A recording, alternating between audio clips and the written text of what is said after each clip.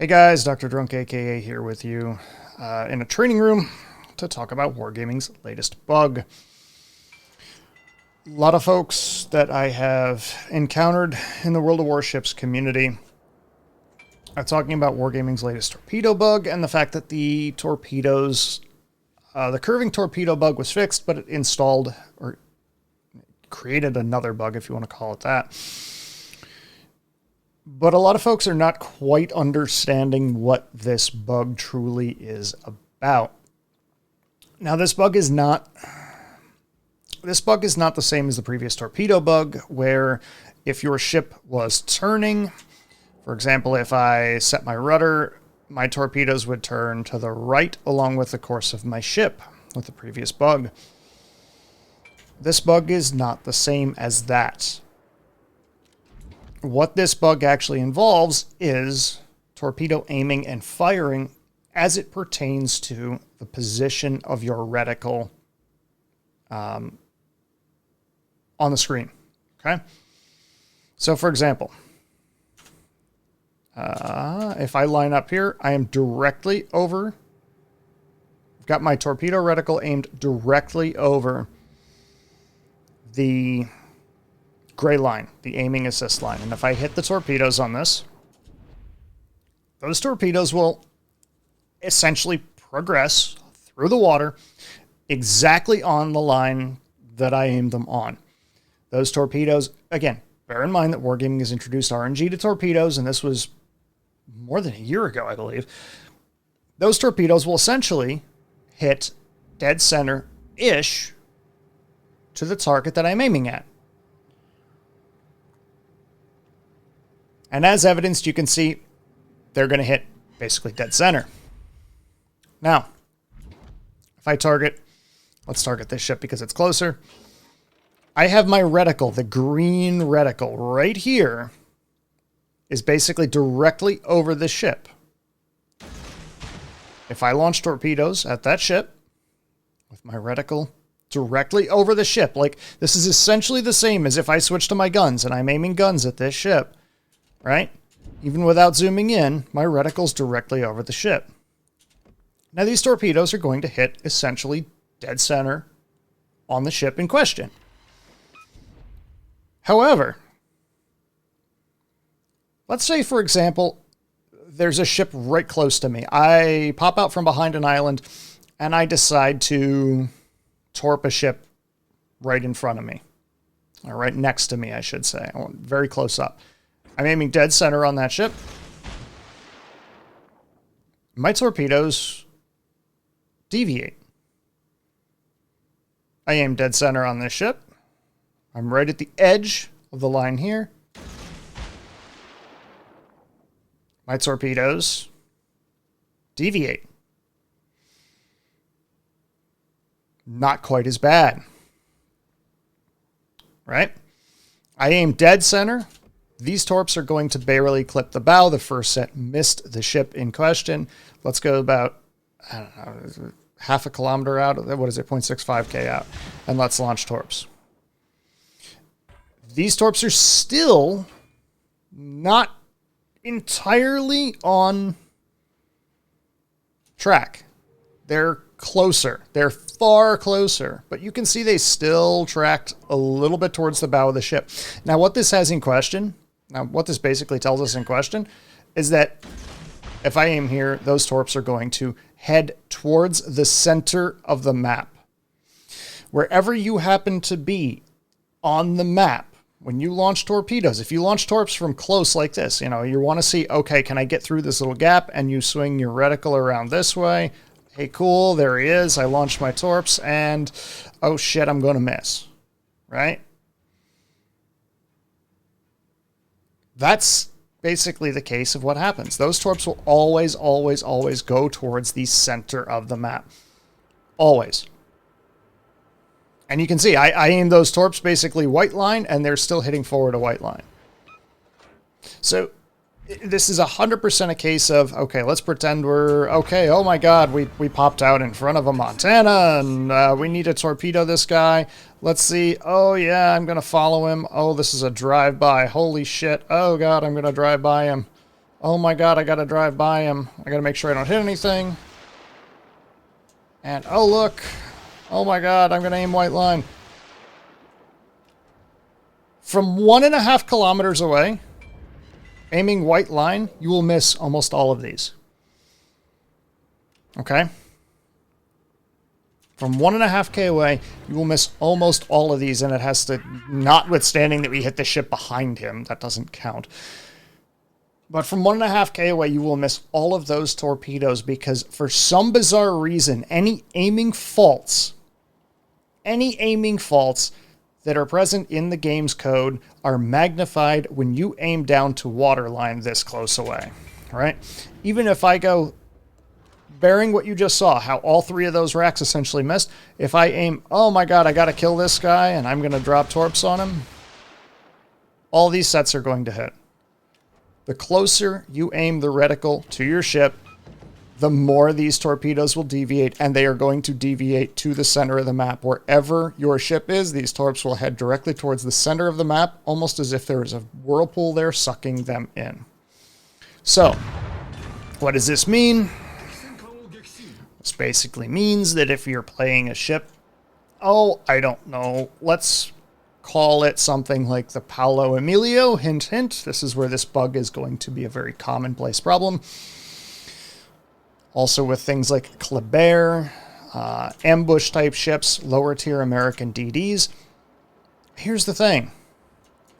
Navigate through your channel, whatever you have to do. Get your reticle set. Navigate through your channel. Okay, cool. Okay, cool. Aim for the top of their ship. These will go wherever you put them. Right? Dead center, not an issue. Right? I'm going to aim these forward of the ship. They still hit. I aimed them forward of that ship and they still hit because of the deviation mechanics. All right? So, really has nothing specific to do with any curving bug or anything like that. It simply has to do with the fact that whatever issues in the aiming system are present are modified and exacerbated by aiming your cursor down at the water. So that's WarGaming's new aiming bug. That's how you see it, and that's how you deal with it. Until next time, guys, let's get to a replay, which is going to be a hell of a lot more fun than talking about WarGaming's faults. And we'll get that replay just a second here. Okay, guys, and here's our replay. We are divvied up with Rye and Bodhi. We are on Land of Fire. We are tier 9. We're top tier here, which is kind of nice. Got to reset all the settings, of course, because WarGaming still decides they can't get their shit taken care of here for some bizarre reason.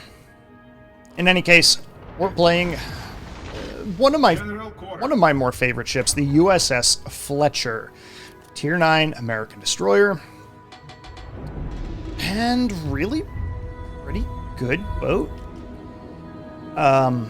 when it comes down to it, to be very honest. I think the Fletcher gets overshadowed by a lot of other destroyers in the game right now, particularly other boats which are similar to it, I should say, which are the hybrid style boats. But yes, it loses gunfights to a Kitakaze, it loses torpedo battles to a Yugamo, but it does do a little bit of everything reasonably well.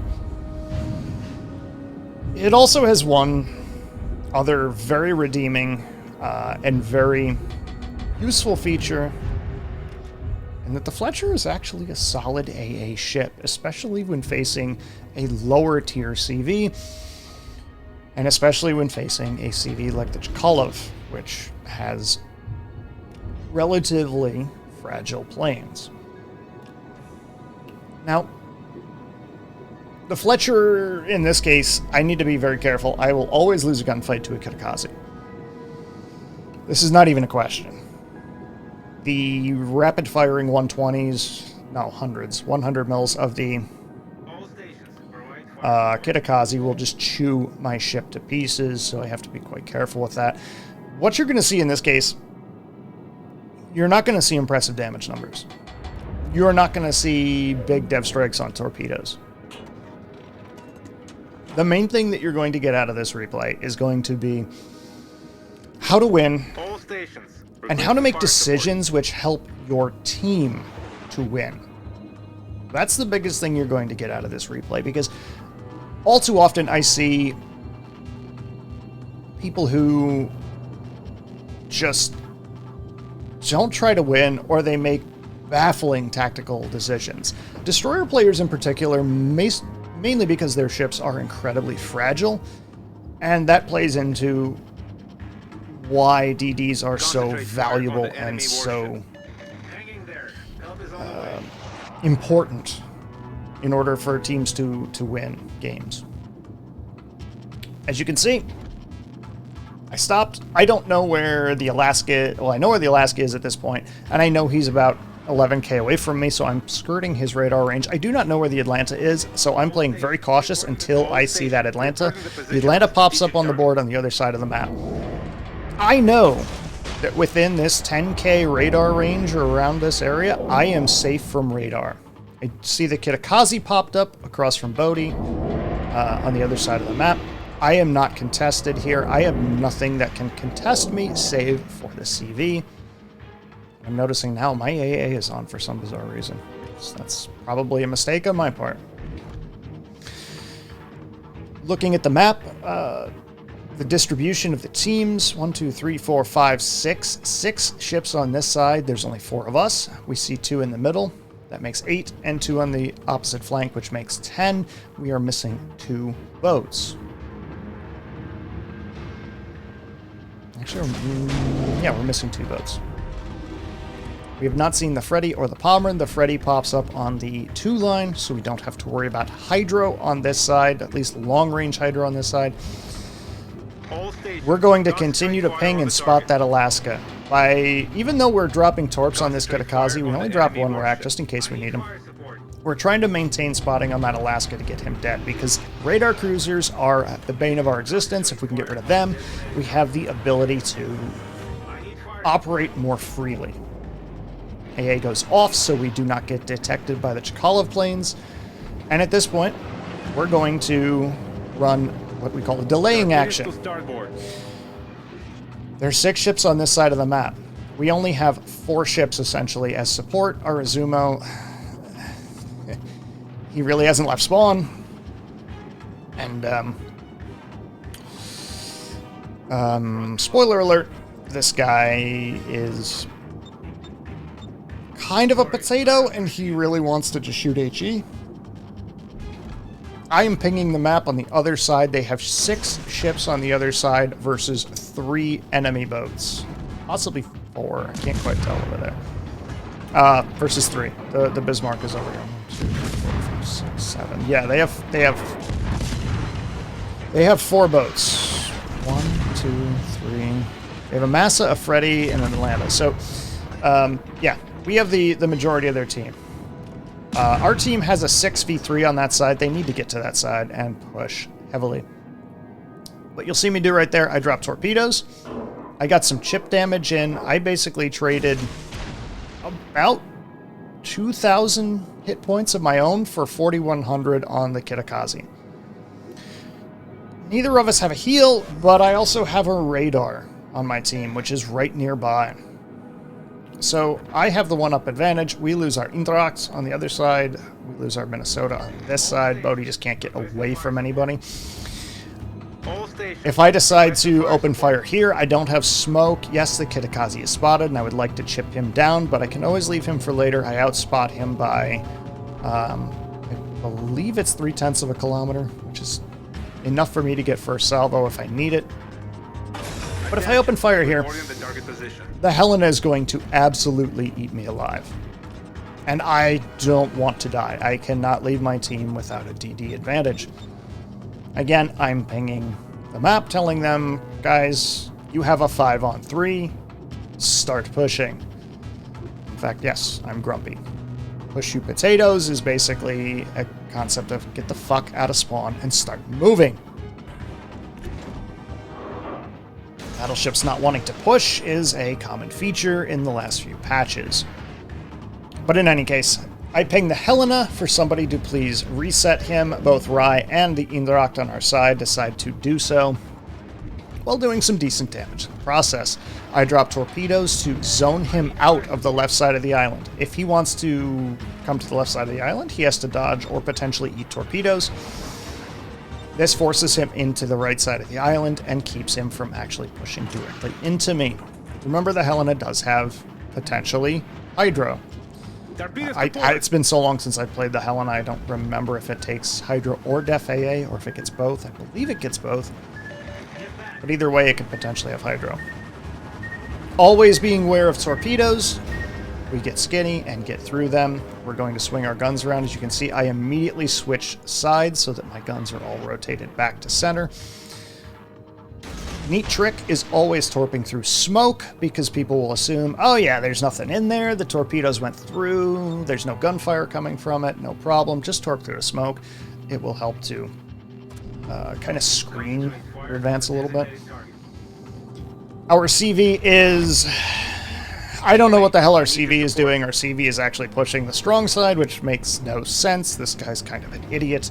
There's no reason for him to actually be pushing his hull towards the strong side push. This is probably one of the dumber things that I've ever seen a CV do.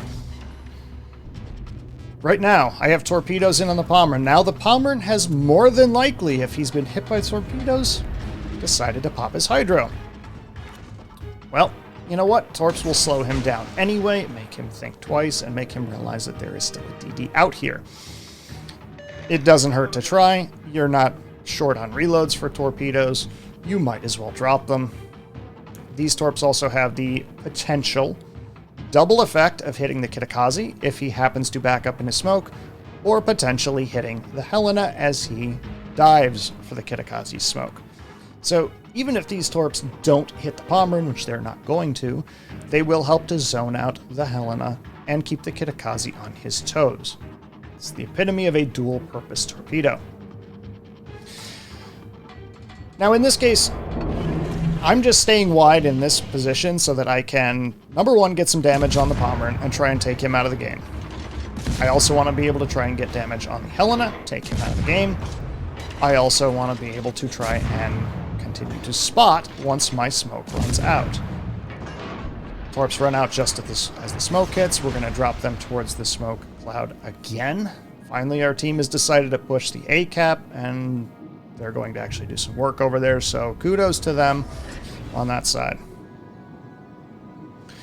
Rise down to about half health. Our Izumo is still shooting HE, which... no explanation for that, but...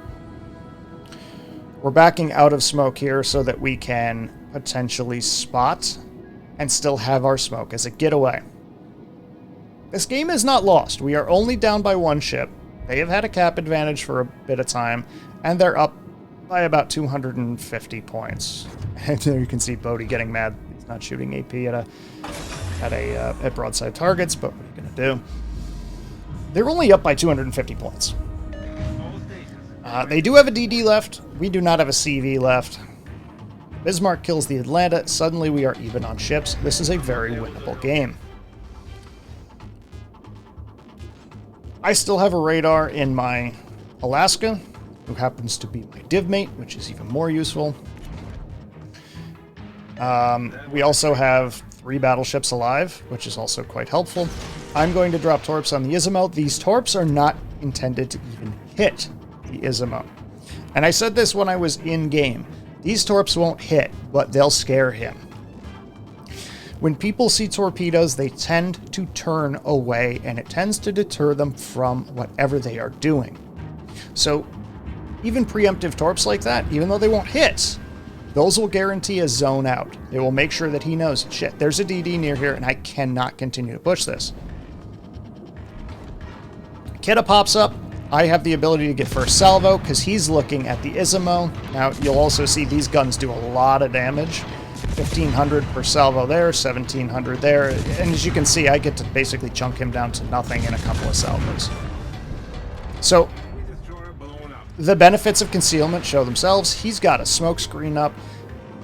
My guess at this point is because the Helena's going to fire on me, the Bismarck's going to fire on me, we try to shuck and jive and duck and weave as best we can. We're going to take a little bit of damage, but it's not the end of the world.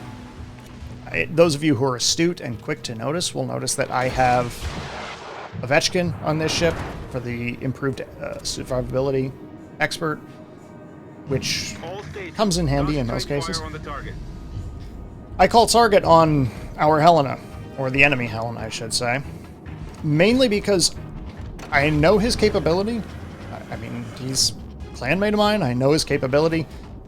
He's a very good player. He's a very good Helena player, and as you can see, oh no, please Fletcher, no spot. He knows exactly what I'm about to do.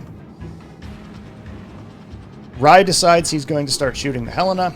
I'm hoping our Izumo is going to follow suit, even with HE. I cannot gunfight a Helena on 10k or 11k hit points. He will, again, just mow me down with those 155s. I mean, 15 155s is just ridiculous. I'm assuming he's running Hydro. I drop one set of torpedoes to try and get him to turn for the smoke cloud, which he does. He wants to try and dive the smoke so that the Alaska will stop shooting him. I drop my second set of torpedoes just shy, thinking he's going to try and turn in because he knows they're coming. I guess I just catch him with no Hydro at this point and put him down for the count. You'll notice I have split the enemy team in this case. I feel bad for him with that too. I've split the enemy team in this case. I'm continuing to spot the Bismarck. Now the Bismarck is going to stay spotted for Rye because he's been shooting at him regardless, but I've managed to split the enemy team. My best play in this case is going to be grab D. We're down on points, we're even on ships. They are not gaining points at this point. Their Izumo's trying to cap Bravo, but they are the only points income they have is from this cap. If I step on this cap and I stop their points gain, they no longer have the ability to just run. They have to push and make something happen. Bismarck here, I look quick at the minimap. There's nothing in my spotting range. So I can actually take a few pot shots here and try to set a few fires, try to force a few damage controls, try to get this Bismarck to actually put out a single fire. Because if he puts out a single fire, he's relatively easy to burn down. Bismarck has huge superstructure, it takes good pen damage, and of course if it catches on fire, it burns well. A lot of players don't run fire prevention on battleships anymore since the commander reworked for one reason or another, so you can also sometimes get 4 fires on them. Again, I'm looking at the minimap. There's nothing in my detectability range, so I am going to just open up on him. My assumption, he knows there's a destroyer here. He sees this being capped. He was also just fired on by a DD, so he's got to assume that I'm here. My assumption is that he's going to make a turn in towards the cap. At this point, they have no caps. We have 2. Their Izumo decided to push through Bravo for one reason or another. I don't know why. But he did push through Bravo. And by pushing through Bravo, he deprived them of the ability to cap a point and get points coming in. Now, Chkalov comes with his skip bombers, and skip bombers, no doubt, are scary. He drops fighters over me. I don't care about his fighters. I'll shoot those down, no problem. But what I do care about are both the skip bombers, which just harmlessly bounce over my superstructure, and the Eindracht and the Albemarle. The Albemarle's not too hard to dodge. Those British shells are extremely slow. So that's not too hard to dodge. What is hard to dodge is Eindracht shells. They're quite, what's the word I'm looking for here? Quite high velocity. CV is coming. The Eindracht has me dead to rights here. I have to smoke, and I have to deprive us of spotting, which is unfortunate, but I really do not have a choice here. So what I'm going to do in this case, I know that there's planes overhead. I know the Eindracht is near me. I need to make a decision as to how I'm going to play this. The Albemarle's trying to blind fire me, hoping to get me quickly. Rye burns down the Bismarck, so suddenly we are closer in points than we probably should be at this point. I come out with, mistakenly, my AA on. Had I thought he was not that close overhead, I probably would have had another second. Even though he did drop fighters, I can't sit in that smoke. There's no way. Indracht makes a critical mistake here by going through the gap instead of pushing into me. Maneuverability is very good on the Fletcher. The AA is quite good as well. As you can see, I ate an entire squadron plus his fighters. Now, that Izumo is capping B. We still have a 2-cap advantage to none. We're still getting points. All we have to do is play this smart. Rye is quite low. The Izumo is sitting in B, but thankfully he's going to end up being reset by our friendly Izumo. I hope. Spoiler alert, he is. In fact, there it is right there. All we need to do is try and stay alive, because as it stands, we have a points advantage. What our friendly Izumo needs to do is to guarantee that he trades. That's the most important thing that he does right now, is guarantee a trade. I make a mistake and hit the Damcon there. I was really fingering that thing, just hoping, God, I'm going to need that when I get set on fire. He didn't set me on fire, and I felt stupid for doing it. Rye claps the Indracht, which is beautiful because it gets him reset. Now, Rye's extremely low health. I have a fair amount of health remaining. Here's why I am opening up. This may sound stupid. You got 2 cruisers in front of you. Why are you opening fire? My goal is to get these 2 cruisers to go, ooh, shiny destroyer, I need to shoot the DD. And you can see the number 2 appearing for a moment. That's exactly what they're doing. The Izumo rams his counterpart. We have a points lead now. We're dropping torps. I'm going to stop shooting at this point. Even though Rye is spotted by the Indracht, or by the Chkalov, Indracht is now shooting me. This is exactly what I want. I am keeping him alive. He's on maybe 1,000 hit points at this point. I think I look over in a second. But looking at the time, there's 50 seconds remaining. We get the kill. Rye's on 1,400 hit points. That Indracht, with 2-3 salvos, could have killed the Alaska. If he kills the Alaska, this is game over. Because then I am forced to gunfight both the Indracht and the Albemarle, with the Chkalov spotting me. In this case, I use another couple thousand hit points to draw fire from the Albemarle. Rye is tucking into the island. Unfortunately, he has no radar, he has no hydro, he can't spot him. I'm going to spot him to make sure. And I'm also going to continue doing exactly what I did to the Indracht. I'm going to try and draw this guy's attention. The only way this guy can win at this point is to kill Rye. He cannot get around in time, and my shooting at him guarantees that he's going to start looking at me. So, in this case, he can't win that. And that's fine that he can't win that. That makes it a lot easier for us to pull this off. Looking at the post-battle results, 58,690 damage, 10,000 experience points, 423,000 credits. We placed 1 and 2 on the team, and we pulled back what was looking like a pretty solid loss and turned it into a win. Hopefully this shows you a little bit about my thought process when I'm playing a destroyer, how I go about approaching the game, how I go about